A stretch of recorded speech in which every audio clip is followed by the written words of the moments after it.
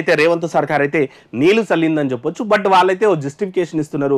మొత్తం హాస్టళ్ళకి తర్వాత అంటే ఏదైతే గురుకులాలు ఉన్నాయో, తర్వాత నవోదయాలు ఉన్నాయో, లేదంటే హాస్టల్స్ ఉన్నాయో, గవర్నమెంట్ సంబంధించినటువంటి హాస్టల్స్ ఉన్నాయో, వాటన్నిటికి కూడా సన్నబియ్యం సప్లై చేస్తాం. ఆ నేపథ్యంలోనే రైతులను సన్నబియ్యం పండించాలే, 500 రూపాయలు ఇస్తాం అన్నటువంటి మాట కూడా ప్రభుత్వం చెప్తుంది. మరి దీనిపైన రైతుల నుంచి ఎట్లాంటి స్పందన వస్తుందని అయితే చూడాలి. జనరల్గా ఏంటంటే ఇవి రైతులకు సంబంధించినటువంటి అంశాల మీద ఆ రేటు అట్లే పెట్టి ఇంకో అడిషనల్ 500 పెట్టి సన్నోడ్లకి ఇంకో 200 500 పెంచితే రాష్ట్ర అంటే రైతుల నుంచి వ్యతిరేకత రాదు. కానీ ఇప్పటి వరకు రైతులు దాని మీద 500 రూపాయలు లేకపోతే జనరల్ ఏంటంటే సన్నడ్లు కొంచెం ఏమంటారు ప్రొడక్టివిటీ కూడా తక్కువ వస్తుంది. తర్వాత ఏమంటారు వెయిట్ కూడా తక్కువ ఉంటుంది, వదనం కూడా తక్కువ ఉంటుంది. అదే దొడ్డొడ్లు అయితే సేమ్ పండినప్పటికి కూడా వదన ఎక్కువ వస్తుంది. కాబట్టి ఓ 4 క్వింటాలు ఎక్కువైతే 4,000 రూపాయలు మిలుగుతాయన్నటువంటిది ఆశలో రైతులు ఉంటారు. కానీ ఇది నిజంగా అయితే రైతులకైతే కొంచెం ఇబ్బందికరమైనటువంటి వార్త అని చెప్పొచ్చు. ఎందుకంటే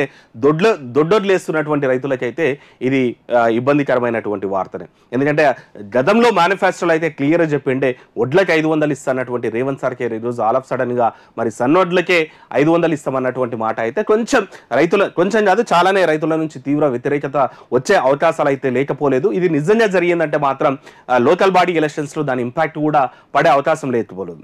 ఇక్కడైతే బీఆర్ఎస్ పార్టీ స్పష్టంగా చూస్తోంది ఎప్పుడు రేవంత్ సర్కార్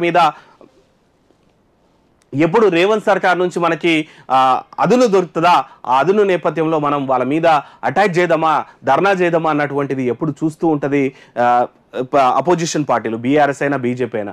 ఈరోజు వీళ్ళైతే సంధించినట్టే అది రైతులకు సంబంధించినటువంటిది. జనరల్ ఏంటంటే రైతులకు సంబంధించిన ఇష్యూస్ మీద ప్రభుత్వాలు అంత ఈజీగా ఉండదు. మిగిలిన అన్ని వర్గాలైతే అసంతృప్తితో ఉన్నా సరే దాని గాఢత బయటపడదు. కానీ రైతుల విషయంలో మాత్రం రైతులు అసంతృప్తికి లోనైనరంటే మాత్రం దాని ఇంపాక్ట్ చాలా పెద్దగా ఉంటుంది. అది రేవంత్ సర్కారు గుర్తించాల్సినటువంటి అవసరం ఉంటుంది.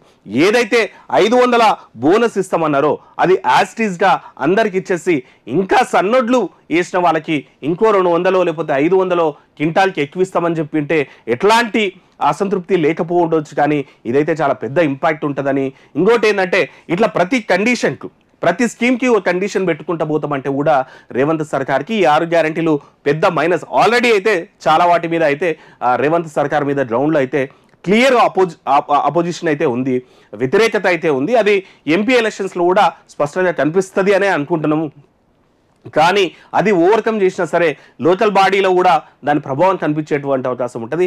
ఇక్కడ కూడా లోకల్ ప్రభుత్వం కాంగ్రెస్ ప్రభుత్వం ఉంది కాబట్టి లోకల్ బాడీలో కూడా కాంగ్రెస్ వైపే జనాలు నిలబడ్డ మాత్రం రైతుల అసంతృప్తి మాత్రం ప్రభుత్వాలకైతే అంత మంచిది కాదు. అది రేవంత్ సర్కార్ అయినా కేసీఆర్ సర్కార్ అయినా. ఈరోజు కేసీఆర్ సర్కార్ పడిపోవడానికి ముఖ్య కారణం నిరుద్యోగులు ఎంత కారణమో రైతులు కూడా అంతే కారణం, ఉద్యోగులు కూడా అంతే కారణం.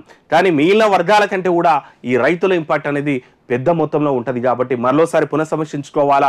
కేవలం సన్నొడ్లకు 500 పెంచుతామన్నప్పుడు మీరు కావాలనుకుంటే దొడ్డొడ్లకు సన్నొడ్లకి 500 పెంచి మళ్ళీ మీరు అడిషనల్ ఇస్తే సన్నొడ్లకి ఏమైనా ఇస్తే అక్కడ వ్యతిరేకత రాకపోవచ్చు. కానీ ఇప్పటి వరకు దొడ్డొడ్లు వేస్తున్న వాళ్ళు మళ్ళీ మళ్ళీ సన్నొడ్లకు పోవాల్సినటువంటిది. అది కూడా ప్రొడక్షన్ ఎక్కువైనప్పుడు మరి దాన్ని ఎట్లా మార్కెట్ చేస్తారనేది ఎఫ్సిఐ ఇటు గవర్నమెంట్ కూడా ఆలోచించాల్సినటువంటి పరిస్థితులు ఉంటాయి. మరి దీన్ని రైతు వ్యతిరేకతను ఎట్లా చూస్తారో కూడా చూడాల్సినటువంటి అవసరం ఉంది. ఇక